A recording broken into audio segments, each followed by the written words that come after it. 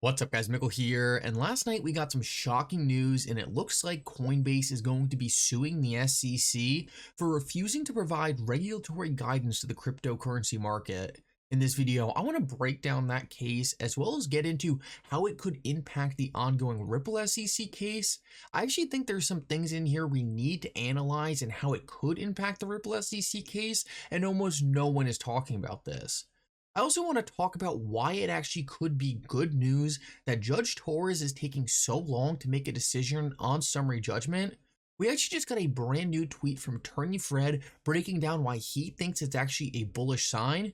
Make sure to stick around for that, you are not going to want to miss it. Last of all, at the end of the video, I want to get into some breaking news we just got in regards to where this market is headed. We actually just got a very bullish sign that shows we might be able to avoid a massive recession in the United States. Make sure to stick around till the end of the video to see that. Like always, your support means so much to this channel. Make sure if you haven't already, you like this video and subscribe to this channel. It's only going to take you a couple seconds and it's really going to help me out so much.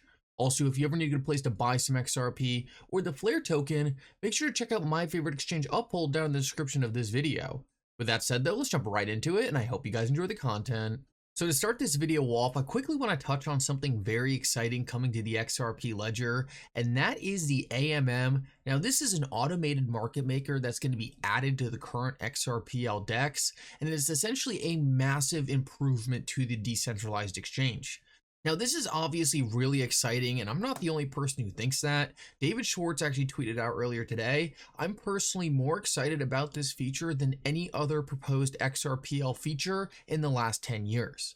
And the reason why this is so exciting for me is it's going to allow me so many new opportunities to use my XRP on the XRP ledger. Right now, XRP on the XRP ledger is really just liquidity. XRP is used to make all assets issued on the XRPL liquid to XRP, and it's also used for lightning fast payments.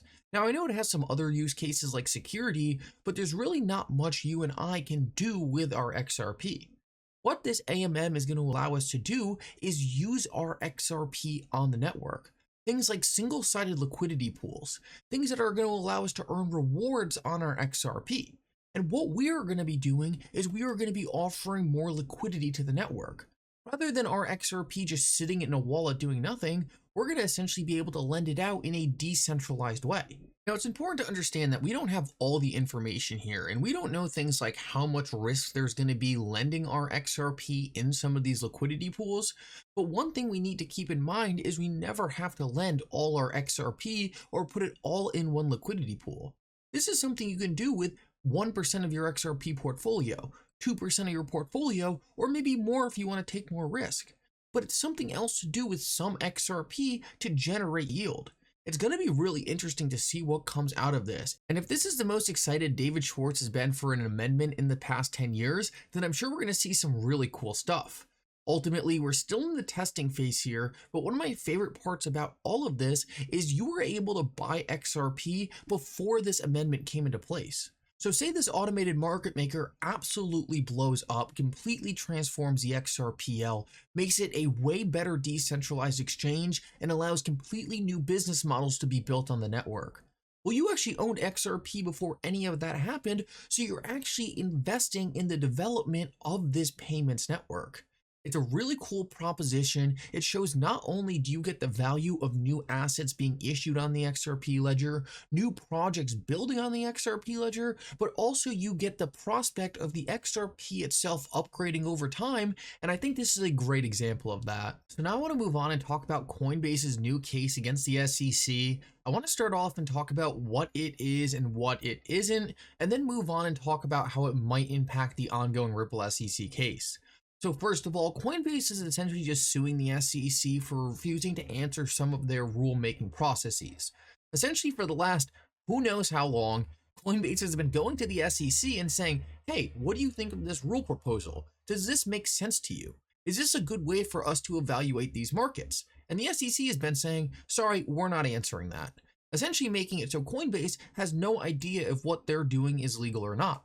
Sounds familiar, right? It's what the SEC does to prevent this market from actually prospering in the United States. So Coinbase is essentially suing the SEC and saying you need to answer these questions because that's your job. Now, What is likely going to come out of this case? Well, if the SEC is forced to answer Coinbase, the SEC can simply go to Coinbase and say, okay, no, we don't accept your rulemaking proposal. That would be at least an answer from the SEC, so technically they would be abiding by the ruling. So we might not get anything massive from this case, but it does do something else very important. It really shows the entire United States, all the government agencies, all the businesses who don't know a lot about crypto, that the SEC is straight up refusing to do their job. It also shows that there is a lack of regulatory clarity in this market. If different companies are forced to sue the SEC to beg for rules, clearly the rules aren't clear. No one wants to be in a lawsuit with the SEC, and if Coinbase is going to this extreme, it shows that something is wrong with this market.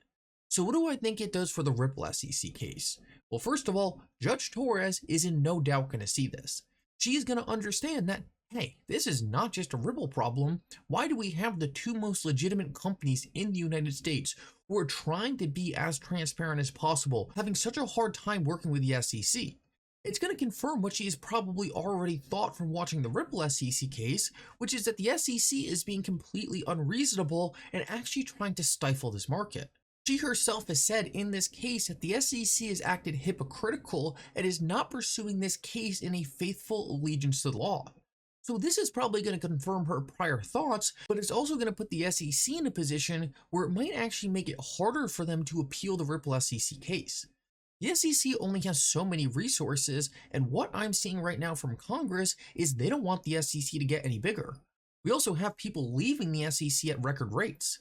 So the SEC is only going to be able to bite off so many issues. They obviously have all their normal cases. They have Grayscale, now they have Coinbase, and they're not going to want to waste so many resources on a second Ripple SEC litigation process if it is going poorly for them.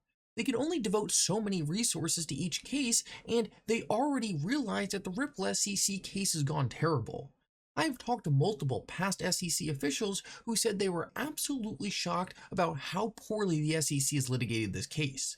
I think with all this new pressure being put on the SEC, I think it's going to make it extremely unlikely that they are going to want to keep pushing this specific case forward, and instead it would be way better off for them to just move on to new cases that they could actually win. I could probably find 100 cases out there in 24 hours that the SEC could win. But instead they chose to pursue a case they were never going to win and litigated it in the worst way possible.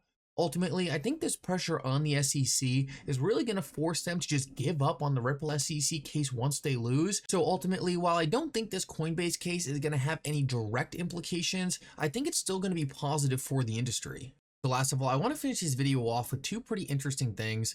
One, Attorney Fred just put out a tweet where he said that based on his own prior experience, based on the length of time Judge Torres is taking to make a decision in the Ripple SEC case, he is becoming more confident than ever that Ripple is going to be on the winning side. And that's just because it is so easy for Judge Torres, based on how the SEC brought the case against Ripple, to agree with the SEC without giving a lot of an explanation. But for her to actually counter what the SEC has said, it's going to take a lot more time and a lot more thought on her part. Because of that, the amount of time Judge Torres is taking to actually make a decision in this case, it is making Attorney Fred more confident than before that we are actually going to get a positive ruling for Ripple. Now, there's no way to know for sure whether or not this is how it's going to play out, but I think it's at least a positive way of looking at how long it is taking for her to make a decision. Now, hopefully we do get a decision in the next 1 or 2 weeks. I think that's when most of the experts were predicting we would see something. I think John Deaton himself said he would be pretty shocked if this case pushed into late May. But at the end of the day, everything in this case has taken much longer than previously expected.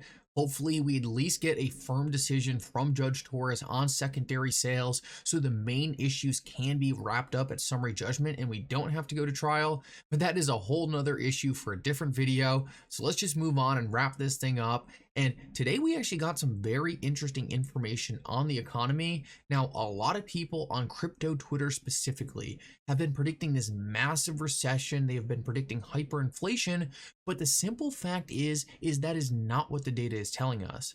The data is telling us that inflation is going away, rates are peaking, and companies have been resilient. We are seeing earnings come in right now extremely strong.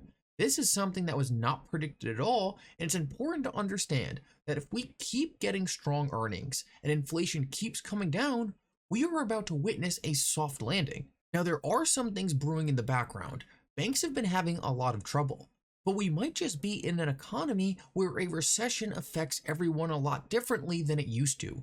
We're seeing banks have a lot of trouble right now, but cybersecurity companies, software companies are doing great. We need to pay attention to this because if we keep seeing good earnings, if we see inflation go away, and if we do see rates peak and all of that seems to be happening, we are going to be entering a very bullish market. And as soon as these earnings hit, cryptocurrency started reacting very positively. Anyway, guys, I hope you enjoyed this update. Thank you so much for coming. Make sure if you haven't already, like this video and subscribe to the channel. It's going to help me out so much. And for now, Mickle out.